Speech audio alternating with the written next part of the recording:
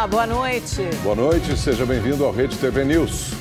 Telegram cumpre ordem do ministro Alexandre de Moraes, retira a publicação com ataques ao PL do fake news e publica retratação dizendo que cometeu desinformação. Para o ministro, a empresa cometeu abuso de poder econômico e investigava a atuação de milícias digitais, o que instigava, aliás, a atuação de milícias digitais. E você vai ver também. Depois de ordem do presidente Lula, ministro das Relações Institucionais Alexandre Padilha começa reuniões com líderes partidários. O objetivo é fazer quem tem cargo e ministério votar a favor do governo. Supremo Tribunal Federal considera inconstitucional o indulto concedido por Jair Bolsonaro a Daniel Silveira. Ele já está preso. Congressista filho de brasileiros nos Estados Unidos é preso acusado de lavagem de dinheiro, fraude e roubo. Jorge Santos pagou fiança de R$2,5 milhões E fãs se despedem da rainha do rock. Velório no Planetário de Ibirapuera confirma profecia de Rita Lee.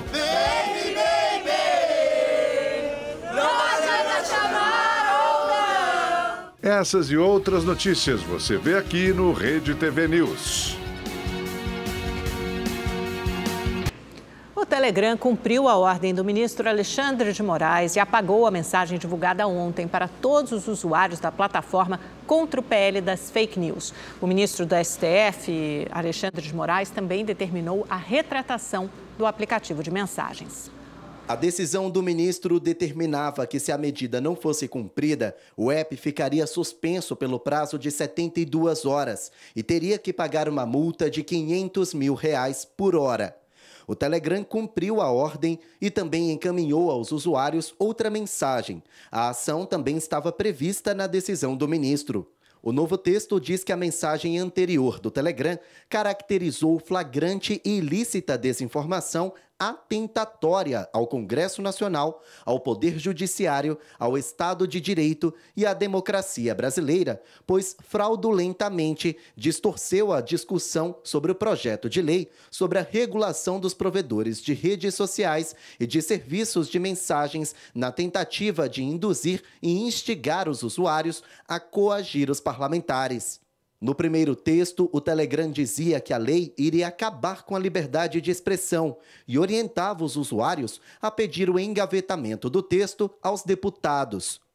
Alexandre de Moraes entendeu que a conduta do Telegram configura abuso de poder econômico às vésperas da votação do projeto de lei e define a ação como uma instigação à manutenção de diversas condutas criminosas das milícias digitais. A Polícia Federal já intimou o representante do aplicativo no Brasil para prestar depoimento. Hoje, em evento no Tribunal Superior Eleitoral, o ministro Alexandre de Moraes disse que a liberdade de expressão não deve ser confundida com a propagação da desinformação e do ódio. No Brasil, nós demonstramos que não há terra sem lei. As big techs, as plataformas e as milícias digitais foram enquadradas, serão penalizadas, serão responsabilizadas, porque isso é garantir a liberdade do eleitor em votar, isso é garantir o sigilo do voto. O ministro da Justiça, Flávio Dino, determinou que a Secretaria Nacional do Consumidor notifique o Telegram. O governo avalia se vai aplicar multa ou pedir direito de resposta. O Supremo Tribunal Federal considerou inconstitucional o indulto concedido pelo ex-presidente Bolsonaro ao ex-deputado Daniel Silveira. A corte concluiu o julgamento hoje. Apenas os ministros André Mendonça e Nunes Marques votaram a favor de manter o perdão. Bolsonaro concedeu o indulto a Daniel Silveira no ano passado, um dia depois de o ex-deputado ter sido condenado a quase 9 anos de prisão por ataques aos ministros do STF. Com a decisão de hoje, Silveira, que já está preso, deverá começar a cumprir pena em regime fechado.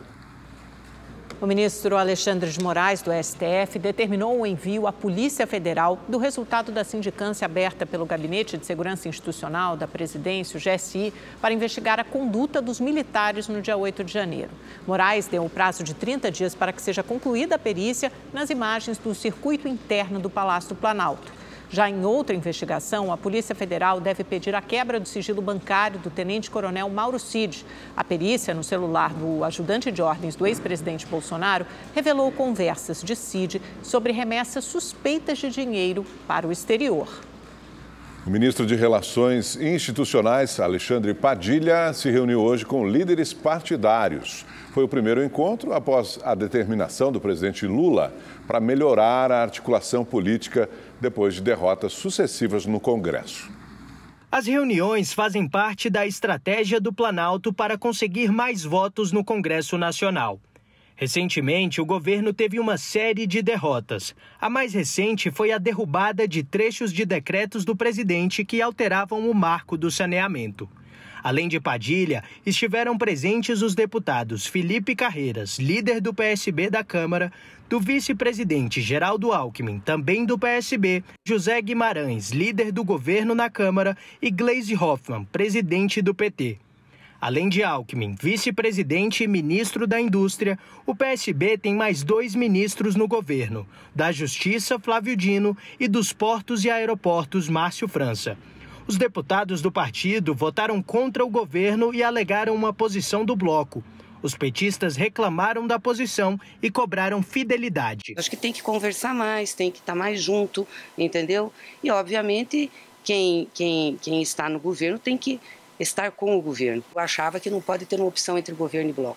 É governo, é governo. A justificativa inicial do PSB é de que o bloco, formado por 9 partidos, tem legendas que não são governistas. Após a reunião de hoje, o deputado Felipe Carreiras, líder do PSB na Câmara, reafirmou o alinhamento do partido com o governo e disse que o bloco será favorável às medidas enviadas pelo Executivo ao Congresso Nacional. Eu reafirmo, ontem nós tivemos uma reunião do nosso bloco, composto por 9 partidos, e o bloco está firme com o presidente Lula. Nós somos governo, literalmente governo. E o presidente Lula mandou retirar as grades de proteção do Palácio do Planalto. Os equipamentos cercavam o prédio havia 10 anos. A segurança do Palácio do Planalto retirou as grades hoje pela manhã. A ordem de retirada foi do próprio presidente Lula, que afirmou que a ação simbolizava a volta da normalidade. As grades foram colocadas em 2013, durante o processo de impeachment contra a ex-presidente Dilma Rousseff. À tarde, Lula desceu a rampa do Planalto para ver o prédio sem a cerca. Se eu quisesse cercar o povo de não permitir que ele faça protesto, não tem sentido a democracia. É apenas mostrar que num regime democrático a gente não precisa estar cercado. A produção industrial brasileira avançou 1,1% em março. É o primeiro resultado positivo no ano, após 2 meses seguidos de queda. Mesmo assim, o saldo do trimestre, o saldo acumulado, ainda é negativo em 0,4%. Na comparação com março do ano passado, a indústria cresceu 0,9%. A partir de hoje, a conta de água em São Paulo vai ficar quase 10% mais cara. O reajuste atinge cerca de 28 milhões de consumidores. Para evitar grandes surpresas na conta, vale a velha e boa dica: economizar. Na casa da Rita é assim. Enquanto a água do chuveiro não aquece, ela recolhe num balde. Depois usa para molhar as plantas. Até o pequeno Arthur, de 11 anos, sabe economizar na hora de escovar os dentes. A Rita acabou de tirar a água que sobrou da máquina de lavar. Ela vai utilizar para limpar a sacada. E a Cida, essa é outra dica, ó. Ela só usa a água para lavar a louça quando está molhando ou depois quando for enxaguar os pratos. Durante o intervalo, ela deixa a torneira fechada. Com esses hábitos, a família consegue reaproveitar 8 baldes de água por dia. A economia vai valer ainda mais a pena a partir de agora, quando as tarifas de água e esgoto nas cidades abastecidas pela Sabesp, no estado de São Paulo, sofrem um reajuste de quase 10%. Para se ter uma ideia do aumento, vamos considerar um consumo de 10 metros cúbicos. Na categoria residencial social, o valor a ser pago, de pouco mais de R$ 20, vai passar para R$ 22. Esse mesmo consumo Na categoria residencial normal, passará de R$ 65 para R$ 71. Já nas categorias comercial, industrial e pública, o valor a ser cobrado pelo consumo de 10 metros cúbicos vai passar de R$ 130 para quase R$ 144. E acho que tem um ponto muito importante. As contas elas ficam mais caras a partir da utilização de 20 mil litros de água por mês, de 20 metros cúbicos. Então toma cuidado se você está consumindo mais do que 20 metros cúbicos, às vezes 22, 23, 24, 25. Esses últimos metros cúbicos, esses últimos litros de água fazem a sua conta explodir. E na casa da Rita, se não fosse a economia que ela e a família fazem, a conta viria praticamente o dobro. Olha, a gente economiza bastante. Uma vez a gente chegou a fazer uma média de mais de 60, 70 litros cada banho. Então, que a gente reutiliza. Eu acho que eu estaria pagando pelo menos uns R$400, quase o dobro.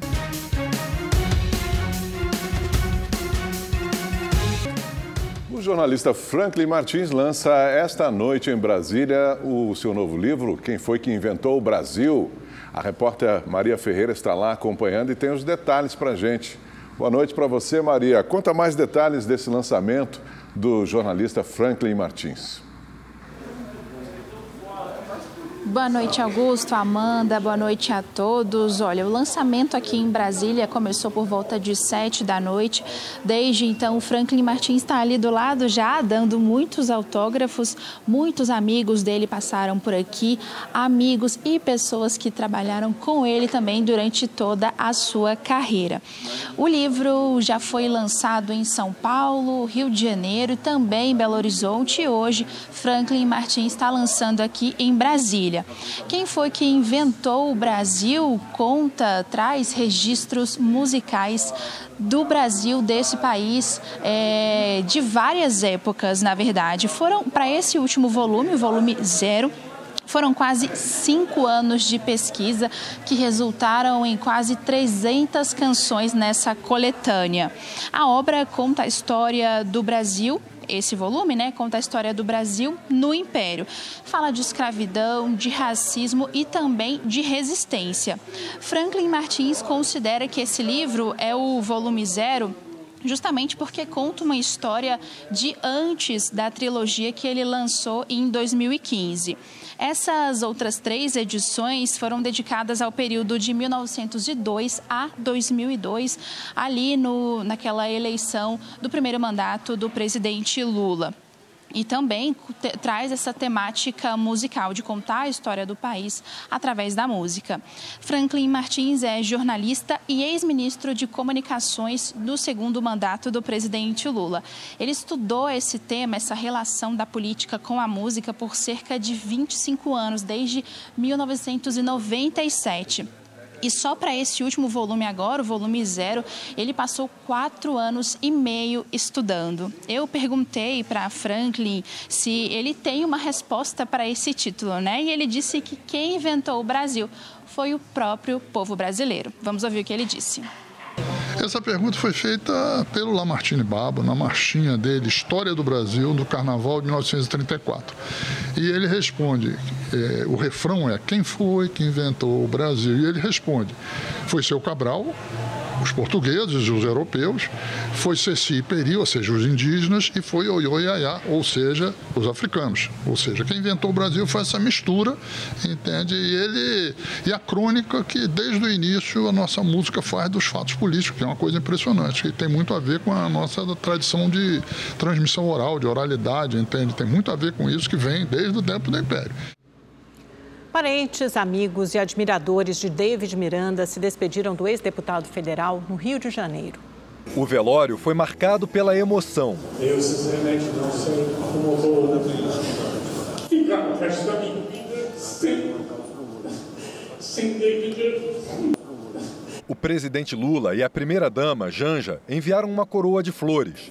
Políticos do Rio de Janeiro estiveram na Câmara Municipal para se despedir de David Miranda. Ele é um exemplo para que encorajem outros moleques novos de favelas, enfim, com tanta dificuldade, possam ter coragem, acreditar que podem chegar lá e chegar como David chegou. Ele lutava pela educação, ele enfrentava o preconceito, ele não tolerava a violência, ele lutou muito na vida dele nesses últimos meses, quando ele teve a sua saúde atingida. O corpo de David Miranda será cremado amanhã. A cerimônia será restrita aos familiares do ex-parlamentar, que hoje completaria 38 anos. David Miranda foi o primeiro vereador do Rio a se declarar homossexual. Eleito em 2016, 3 anos depois se tornou deputado federal, ao herdar a vaga de Jean Willis, que deixou o país. Em agosto do ano passado, David foi internado para tratar uma infecção intestinal, que evoluiu para generalizada. Os médicos quase perdiam as esperanças e o David surpreendia todo mundo apresentando melhoras. A gente sabia que era difícil, mas tinha uma expectativa, uma esperança muito grande na força dele.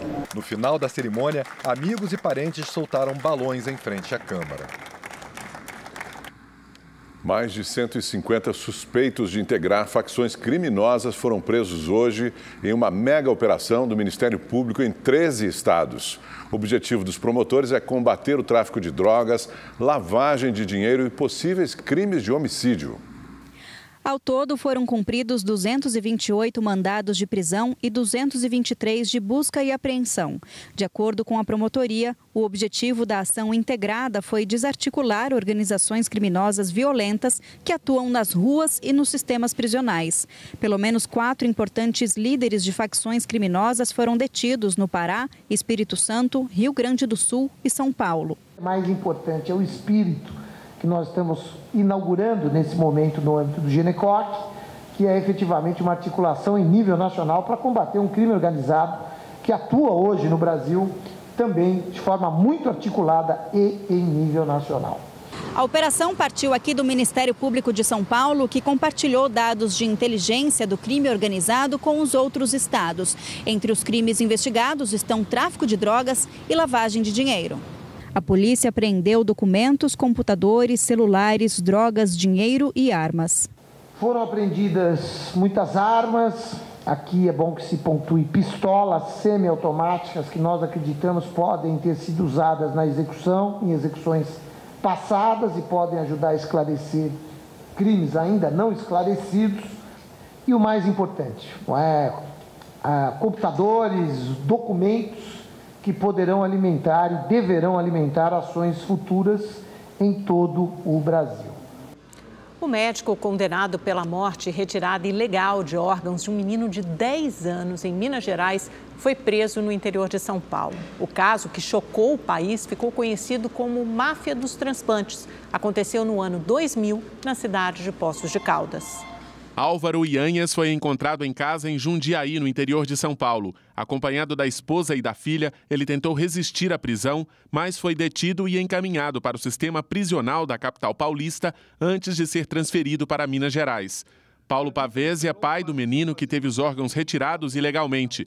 Ele não acredita que o médico de 76 anos vai ficar muito tempo na cadeia. Os advogados vão entrar com recurso dizendo que ele é um idoso, a questão humanitária, que ele está doente, etc., e vão soltar. O médico foi condenado por homicídio duplamente qualificado em abril do ano passado. A pena foi de 21 anos e 8 meses em regime fechado.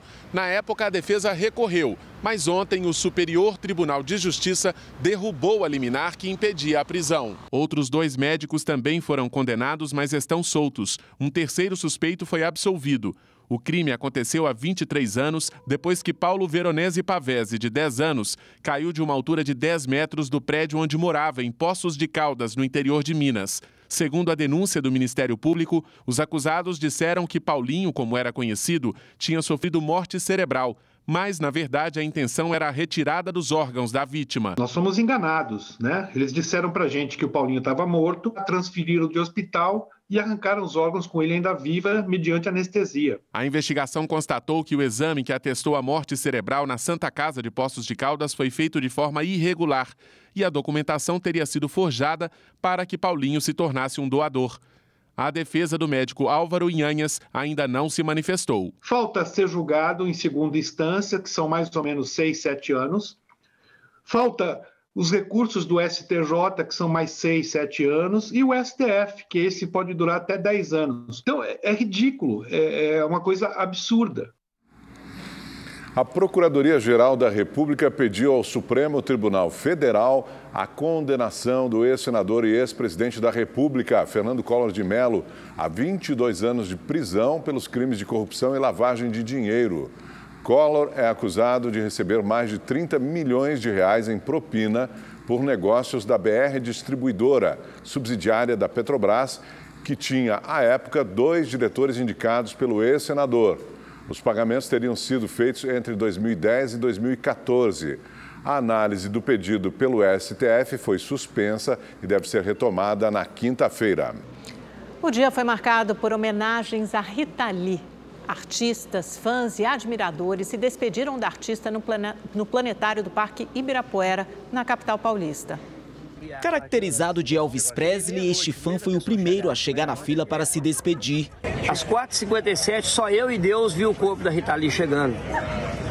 No caixão marrom, a Rita Lee, ela deixa um legado de que representa a liberdade. Este outro trouxe os vinis da rainha do rock e cumpriu a previsão de Rita, que em sua primeira autobiografia descreveu como enxergava sua despedida. Para ela, os fãs sinceros empunhariam capas de seus discos. Escutava até cansar, né? Escutava até furar o LP. Escutava uma música, sei lá, 10 vezes, decorava todo o trabalho dos artistas. Mesmo debaixo de chuva, fãs e admiradores formaram fila para se despedir da cantora e compositora que mudou a história do rock nacional. Coroas de flores enviadas por famosos e amigos formavam um corredor durante o último adeus. O planetário no Parque do Ibirapuera, em São Paulo, foi escolhido para o velório pela proximidade que Rita Lee tinha com o local. Em sua autobiografia, a rainha do rock contou que frequentava o espaço toda semana. Pela simbologia, não haveria lugar melhor para os fãs se despedirem de uma estrela como ela. Ela mudou, eu acho que o comportamento social do país com música. Isso é uma revolução linda, né? Onde não tem tiro, onde não tem sangue. O exemplo que ela me deu como mãe é de ser incansável, continuar sendo incansável com a história dela, para que, mesmo não estando fisicamente aqui com a gente, ela vai continuar fazendo um monte de gente feliz. Quantas pessoas ela não fez a pessoa dançar com a música dela, não fez brincar com a música dela. Então, Rita Lee, para mim, jamais vai ser esquecida no nosso país, no nosso Brasil. O corpo de Rita Lee foi liberado para cremação no fim da tarde. A cerimônia foi reservada à família. E os fãs, esses sinceros, não podiam esquecer de entoar um de seus maiores sucessos.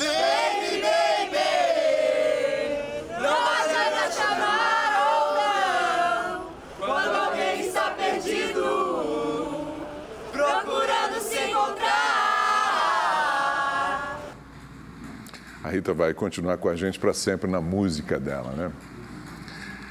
A polícia do Rio de Janeiro tenta identificar uma quadrilha especializada em roubo de combustíveis da Transpetro. O prejuízo gerado pelo grupo é de mais de 2,5 milhões de reais. Com o apoio de veículos blindados e um helicóptero, os policiais estiveram em Duque de Caxias, na Baixada Fluminense, onde cumpriram 5 mandados de busca e apreensão em endereços de um suspeito de furtar combustível.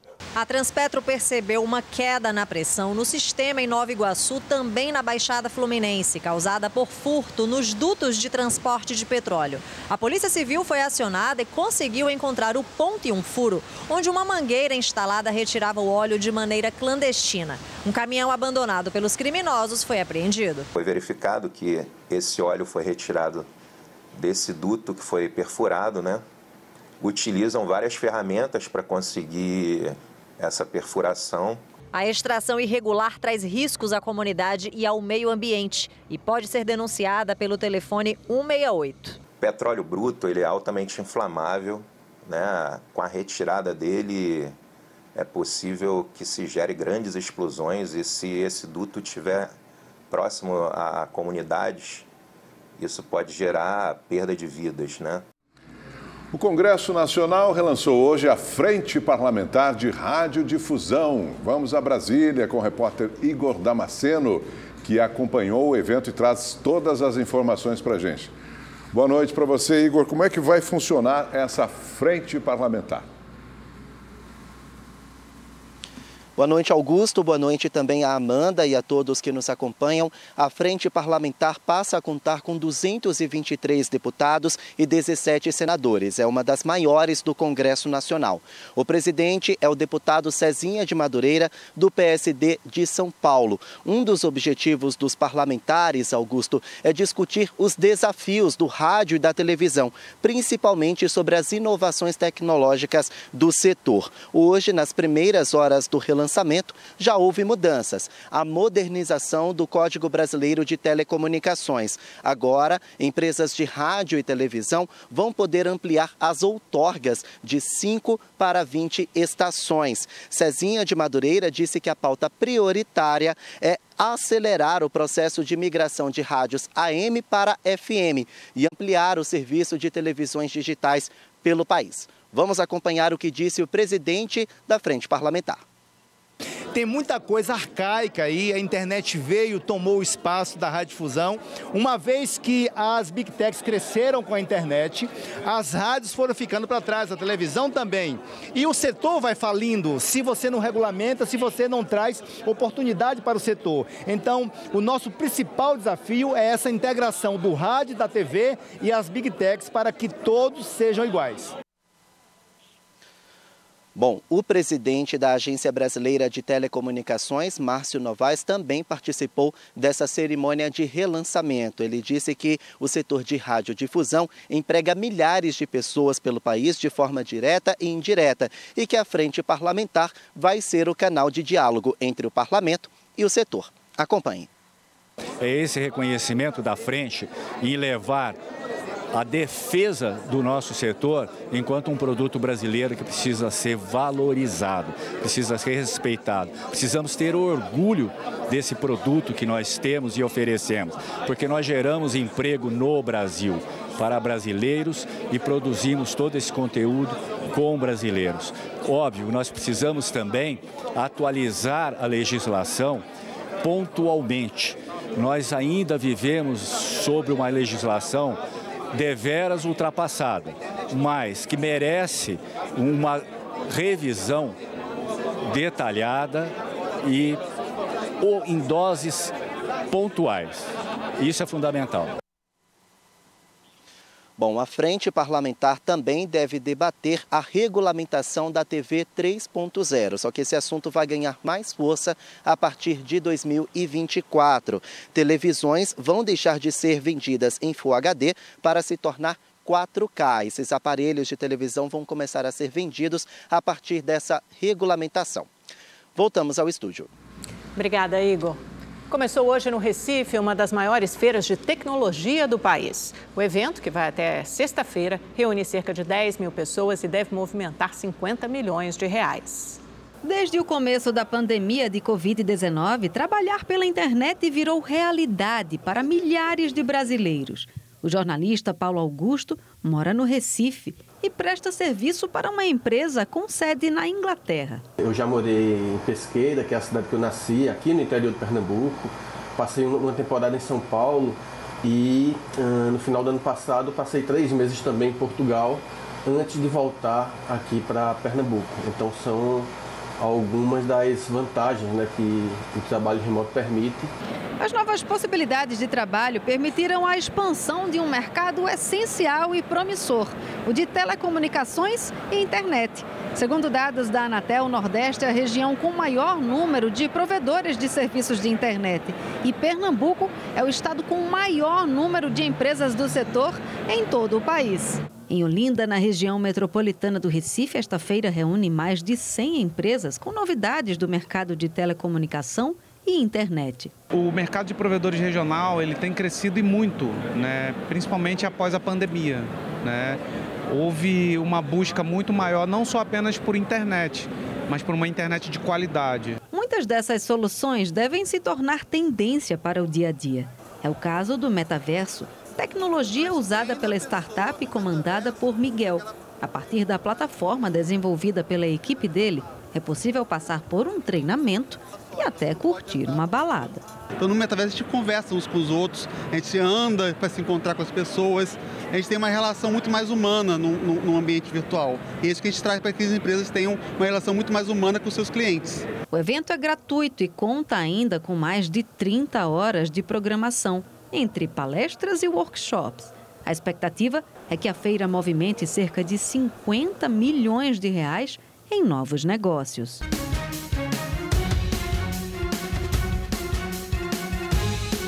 O Rede TV News fica por aqui. Obrigado pela sua audiência. Uma ótima noite para você. Obrigada pela companhia. Nos encontramos amanhã à noite às 7h30 da noite. Esperamos por você mais uma vez. Boa noite. Tchau, tchau.